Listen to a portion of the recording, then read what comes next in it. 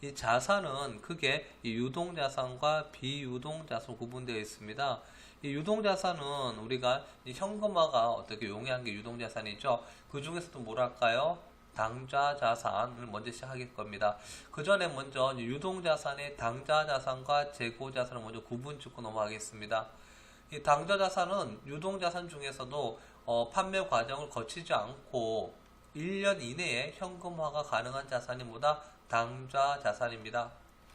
반면에 이 재고자산은 정상적인 영업 과정에서 판매를 위하여 보유하거나 생산 중에 있는 자산 및 생산 또는 서비스 제공 과정에 투입될 원재료나 소모품 형태로 존재하는 자산을 말하고 있습니다. 그럼 이 중에서 이제 당좌자산, 이 당좌자산 중에서 대표적인 계정 과목이 있죠. 뭡니까? 통합계정으로 현금 및 현금성 자산이 있습니다.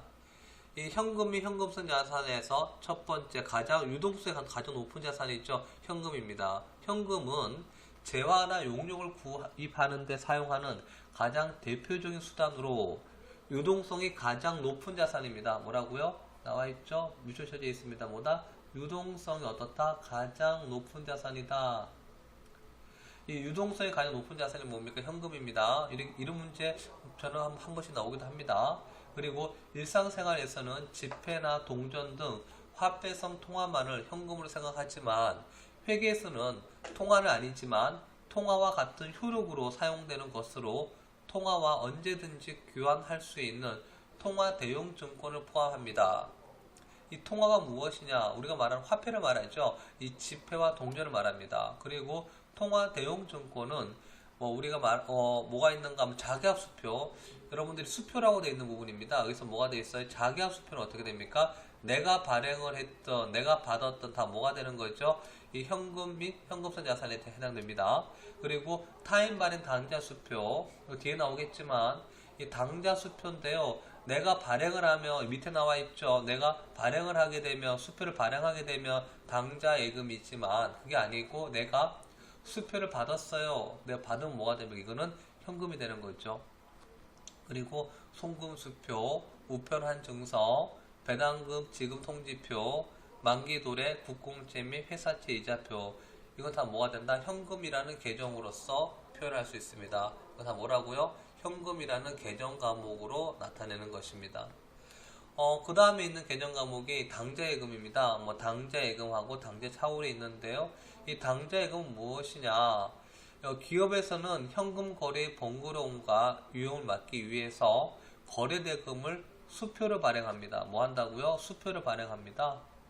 이 수표를 발행하여 지급하는데 이때 발행하는 수표를 우리 뭐합니까? 당좌수표라고 해요. 뭐라 한다고요? 당좌수표라고 합니다. 이 당좌수표는 기업에서 이 여러 가지 부분에 현금 거래 번거로움 이걸 막기 위해서 수표를 발행하는데 이것이 뭐다? 당좌수표다. 그러면 이 당좌예금은 은행과 당좌 거래 약정을 맺습니다. 먼저 맺고 일정한 현금을 입금한 후 당좌수표를 통해서만 인출되는 예금이 뭐다? 당좌예금입니다. 그러니까 우리가 통장에서 돈이 나가버리면 통에 인출이 되잖아요. 이처럼 이 당좌예금은 무엇인가 하면 당좌수표를 발행하게 되면 이 당좌예금 통장에서 이 당좌예금 잔액이 줄어드는 거죠. 어떻게 됐다고요? 은행에서 뭐합니까? 일정한 현금을 어디에 입금시키죠? 그 당좌예금 일정한 현금을 뭐한다? 당좌예금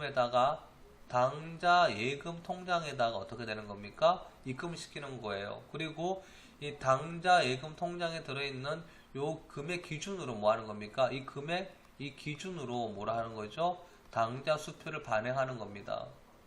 그러니까 당좌수표를 발행할 거니까 이 당좌예금의 금액은 어디 될까지? 이거는 차감이 되겠죠? 차감이 되기 때문에 어떻게 되는 거다? 당좌예금의 금액이 변화가 생기는 것입니다.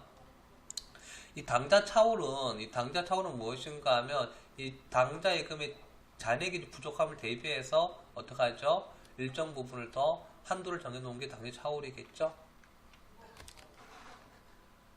그 다음 이제 보통예금 계정입니다. 이 보통예금 계정은 우리 가장 많이 쓰고 있죠? 여러분들 은행에 가서 뭐 만듭니까? 계좌를 만들면 통장을 주잖아요. 이 통장에다가 돈을 입금시켜 놓고 거기서 우리가 필요할 때 인출하고 하죠. 이게 보통예금입니다. 이 보통예금 뭐다? 여기 나와 있는 다른 말로 이런 말도 쓰기도 합니다. 뭐다? 요구불예금이라는 말도 쓰기도 합니다. 요구불예금 뭐다? 여러분들이 은행에 가가지고 신분증 내고 통장을 주면 이 통장에 있는 금액을 어떻게 해요? 바로 주잖아요. 뭐 요구를 안 하죠. 요구를 하지 않고 바로 뭐 인출 가능하지 않습니까? 그래서 이 요구불예금이라고 합니다. 이 보통예금은 뭐 하는 거다? 은행에서 통장 우리 계좌이체 시킨단 말 하죠. 여기다 우리 뭐다? 이 보통예금입니다. 그럼 현금성 자산, 이 현금성 자산은요 주의할 부분이 있어요. 그게 뭐가 중요한가 하면 요겁니다. 만기 3개월이죠. 한번 읽어보고 하겠습니다. 취득 당시 만기가 3개월 이내인 유동성이 높은 자산, 유동성이 매우 높은 단기 금융상품으로 다음과 같은 특징을 가진다. 큰 거래 비용 없이 현금으로 전환 용이할 것, 그리고 가치 변동의 위험이 중요하지 않을 것. 그래서 현금성 자산의 개정 과목은요, 문제 이게 나오죠. 뭐다? 취득 당시란 말입니다. 언제요? 취득 당시입니다. 결산일이 아니에요. 취득 당시 뭐다? 만기가 3개월. 지문에 나와 있어요. 취득 당시 만기가 3개월이라는 지문이 있습니다. 3개월이 뭐다? 뭐 높은 금융상품을 우리 뭐라 한다? 현금성 자산이라고 합니다. 특징은 뭐가 있는가 하면 큰 거래 비용 없이 현금으로 전환이 용이하다. 그리고 가치 변동의 위험이 중요하지 않다.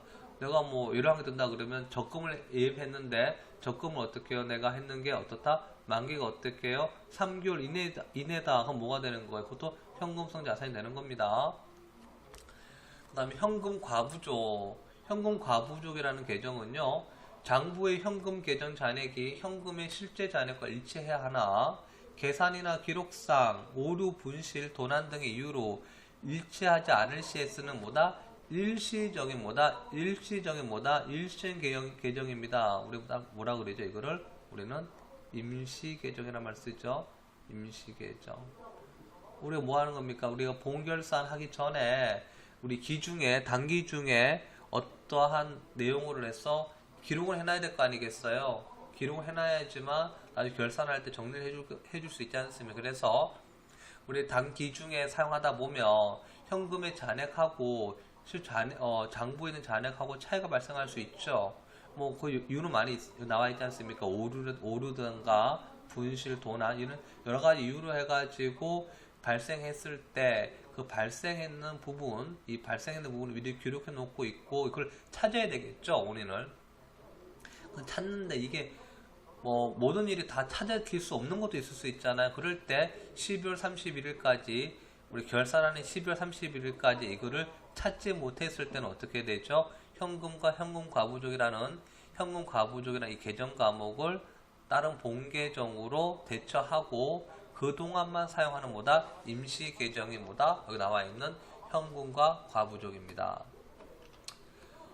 그러면 이제 이 앞에까지 있는 게 뭐가 되는가 하면 현금이 현금성 자산이었고요. 이 통합계정으로 우리 재무제표, 이 재무상태표에 보면 나중에 보면 현금 및 현금성 자산이라는 통합계정에 기록되어 있습니다. 그 안에 보면 보통예금, 현금성 자산, 현금 과부족 나와 있고요. 현금 같이요. 또 반면에 이제 통합계정 두 번째 대표적인 뭐가 있는가 하면 단기 금융상품이라는 또 통합계정이죠. 이 단기 금융상품은 뭐가 들어있느냐? 만기가 1년 이내에 도래하는 금융상품으로 현금성 자산이 아닌 거. 아까 뭐가 있었어요? 취득 당시에 어떻다? 취득 당시에 3개월, 취득 당시 만기가 3개월인 유동성 자산이 뭐였었죠? 현금성 자산이었잖아요. 근데 이거는 무엇이냐? 3개월이 아니어야 돼요. 그러면 3개월보다 크고 1년 이내란 말이겠죠? 어떻다고요? 이거는 나와 있지 않습니까? 1년 이내니까 1년 이내다. 1년 이내면서도 어떻게 돼요? 현금성 자산이 아니니까 어떻게 됩니까? 3개월보다는 커야 되겠죠. 3개월보다는 클 것이고 아닌 3개월이 현금성 자산이 아닌 1년 이내에 도래하는 금융상품이 뭐다? 단기 금융상품입니다.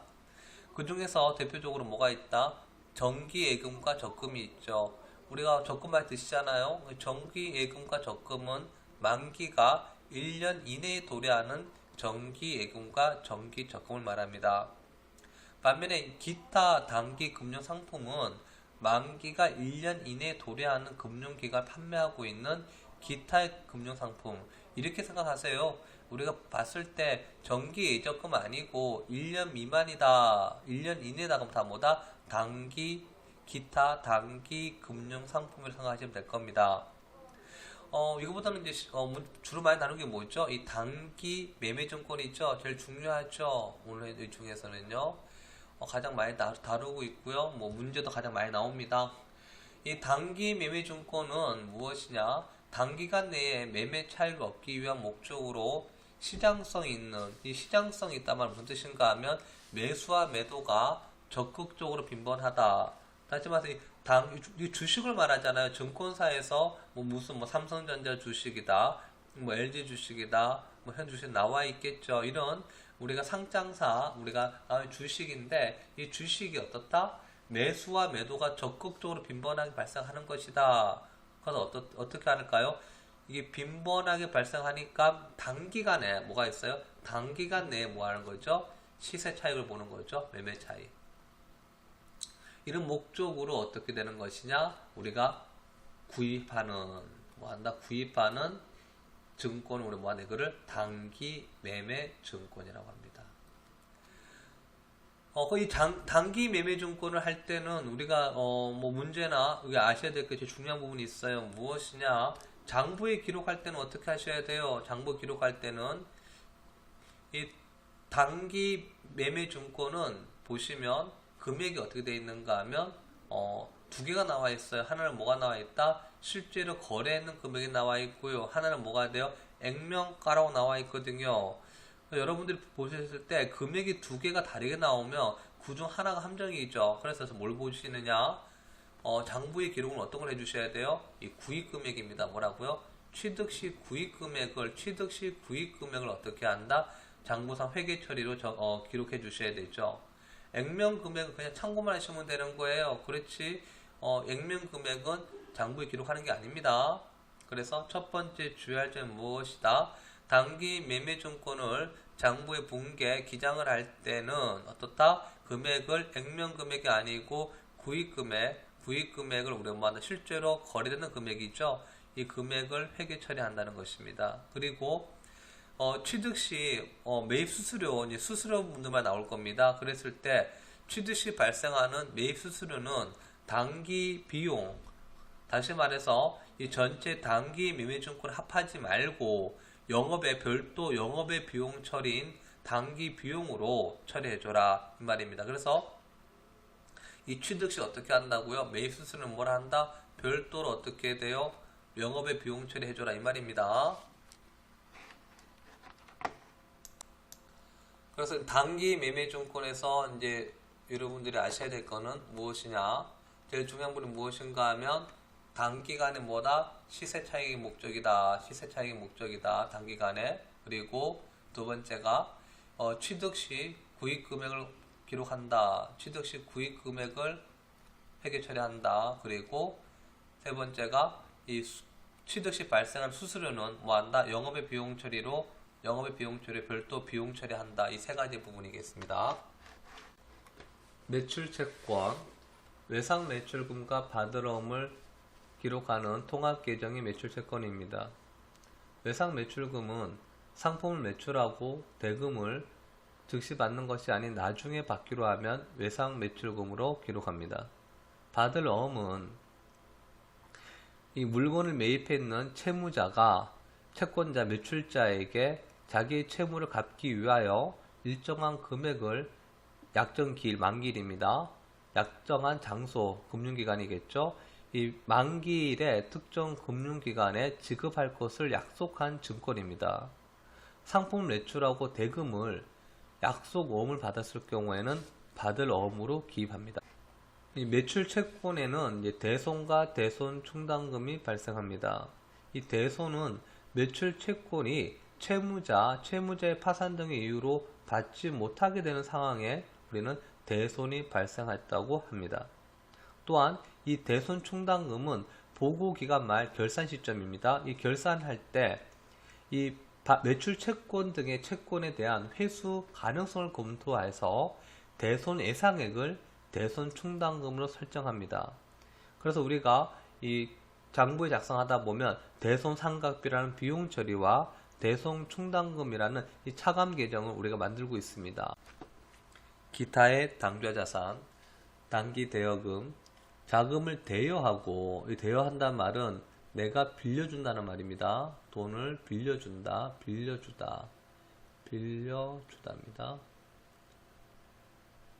대여하고 그 회수기일이 1년 이내인 대여금입니다. 이 돈을 빌려주면 다 대여금이라고 하는데 여기에서 단기라고 했을 때는 1년 이내란 말이겠죠. 이 1년 이내가 단기고요. 밑에 보시면 회수기일이 1년 이내가 아니고 1년 이후 뭐가 되죠? 장기가 됩니다. 그래서 장기하고 단기 구분 지으시고요. 그 다음에 나와는 주임종 단기 채권은 이 주자는 이 주주의 주자입니다. 그리고 임원의 임자, 종업원의 종자입니다. 다시 말해서 이 기업의 회사의 구성원을 말하겠죠.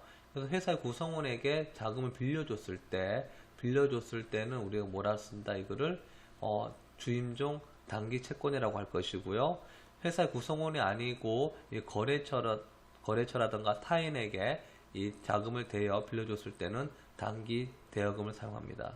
가지급금, 금전의 지급이 있었으나 그 계정 과목이나 금액이 확정되지 않을 경우 사용하는 일시적인 계정 과목이며 그 내용이 확정되면 본래의 계정을 대체한다. 다시 말해서 이 금전의 지급이 있었어요. 다시 말하면 뭐가 될까요? 이 자산에 변화가 생겼다는 말이겠죠. 그렇지만 이 발생주에 의해서 자산의 변화가 발생했을 때는 그 즉시 기록을 해야 되는데 이 기록을 하자니까 어떻게 이게 확정되지 않았다는 거예요. 명확하게 확정되지 않았기 때문에 장부에 기록을 하기에는 좀 뭔가 부족하겠죠. 그래서 뭐 하느냐, 일시적인 뭐다 임시계정이라는 임시계정입니다. 이거는 임시계정으로 이 가지금 뭐다 이 가짜예요. 가짜 지급은 하였지만 가짜로 기록했는 것이죠. 그래서 이 임시계정이 가지급으로 기록을 해놓고 나중에 어떻게 되죠? 내용이 확정되면 어떻게 해요? 이제 본계정으로 어떻게 됩니까? 대처를 해줘야 되겠죠. 그게 무엇이다? 가지급입니다. 뭐 나중에 이제 부채에서는 뭐가 있는가 하면 이 가지급 반대되는 뭐가 있죠? 가수금이 있을 겁니다. 미수금과 미수수익이 있습니다. 이 미수금은 무엇인가 하면 우리 상거래, 우리가 주상거래 한다 그래 버리면 상품 매출하는 게 주상거래가 되겠죠. 기업에서는. 그런데 상품 매출이 아니고 이외의 거래가 발생할 수도 있습니다. 상품이 아니고 내가 가지고 있던 비품을 예를 들어서 필요가 없어져서 처분한다든가 뭐 그런 경우가 있겠죠. 우리 회사에서 몰고 있던 자동차가 이제 어떻게 해요? 내 연수가 다 돼서 뭐 처분한다든가 혹은 탑차가 이제는 화물이 그 필요 없어서 처분한다든가 이런 식으로 해서 지금 우리가 상품 외적으로 보유하고 있던 자산 중에서 불필요해서 가치가 처분하게 됐을 때 이 대금을 어떻게 해요? 그 즉시 받는 게 아니고 어떻게 했다? 나중에 받기로 했다. 어떻게 해요? 나중에 받기로 했죠. 나중에 이것도 뭐가 되는 겁니까? 외상이란 말이잖아요. 나중에 뭐 하기로 했어요? 지급받기로 했죠. 지급받기로 해서 받기로 했다는 거예요. 어떤 거? 상품 이외입니다. 이게 제일 중요한 말입니다. 상품 이외의 외상거래입니다. 상품 이외입니다. 상품일 때는 아까 뭐라 했어요? 외상 매출금이 있었죠. 상품은. 그렇지만 상품이 아닌 거는 뭐라 한다? 다 미수금을 써주셔야 됩니다. 상품이 아닌 거는 뭐 한다? 미수금을 해주셔야 돼요. 그 다음 미수수익 하겠습니다. 미수수익은 단기에 속하는 수익이나 올해 수익이란 말이에요. 올해 수익인데 이게 어떻게 됐어요? 12월 30일 뭐죠? 결산일까지 12월 31일까지 어떻게 해요?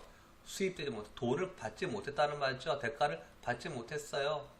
이 대가를 어떻게 했죠? 받지 못했다는 말이에요. 그러니까 어떻게 해야 돼요? 내가 돈을 받지는 못했지만 어떻게 해야 돼요? 올해 단기에 발생하는 수익이잖아요. 그럼 이걸 어떻게 됩니까? 돈을 못 받았지만 이걸 올해 수익으로 봐줘야 되겠죠. 올해 수익 계산하라 이 말입니다. 그래서 미수 수익은 뭐다? 내가 올해 수익이 발생했는데 아직 못 받았다. 그게 뭐다? 미수 수익이에요. 선급금과 선급비용입니다. 선급금 뭐 계약금이죠. 예, 계약금 성격으로요. 미리 지급한 대금을 우리 뭐한다? 선급금이라고 합니다. 선급금, 계약금 이렇게 기억하시면 되겠죠. 선급금만큼의 자산을 청구할 권리가 증가했으므로 우리 뭐다 이거를 자산 계정이라고 합니다. 반면에 이제 선급 비용이 있습니다. 선급 비용은 뭐가 되는가요? 이것 또한 보면 이 선급 비용은 단기에 어떻게 올해죠? 올해 단기에 이미 지급했어요. 뭐라고요? 이미 지급한 비용이에요. 이런 경우 있겠죠. 보험료 같은 건 어떻게 됩니까? 미리 지급하는데 보험료가 어떻게 돼요? 만약 하루치가 아니고 1년치다. 그러면 오늘 내가 예를 들어서 11월 1일 날 지급을 했어요. 그럼 이 11월 1일은 뭐가 되는 겁니까? 2020년 11월 1일부터 2021년 10월 31일까지잖아요. 그러면 올해는 어떻게 돼요? 올해 거둔 비용 처리가 11월과 12월은 올해 비용이고 나머지 어떻게 돼요? 1월부터 10월달 비용은 언제 거죠? 2021년도에 대한 보험료 비용이잖아요. 맞죠? 그래서 여기 선급 비용은 이미 지급한 비용 중에서 차기, 내년이죠. 차기에 속하는 부분을 계산하여 차기로 이연시킨다. 이연 우리가 2월이 뭐였어요? 넘기는 거였잖아요. 2연 똑같죠? 내년에 넘긴다 이 말입니다. 이연시킨다. 그래서 이거를 뭐한다? 차변의 선급 비용으로 자산으로 인식해주고 대변 어떻게 해요? 비용 차감하는 것입니다. 설명드릴게요. 미수 수익은 뭐가 되는 거예요? 올해 수익을 어떻게 해요? 대가를 받지 못했는 경우는 뭐한다? 미수 수익으로 쳐서 이건 뭐가 되는 거죠? 자산이고요. 반면에 이 선급 비용은 뭐가 되는 거죠? 올해가 아니고 차기에 속하는 내년에 되는 비용을 올해 미리 줬다는 거죠. 이미 미리 지급했는 것이 뭐다? 선급 비용인 것입니다.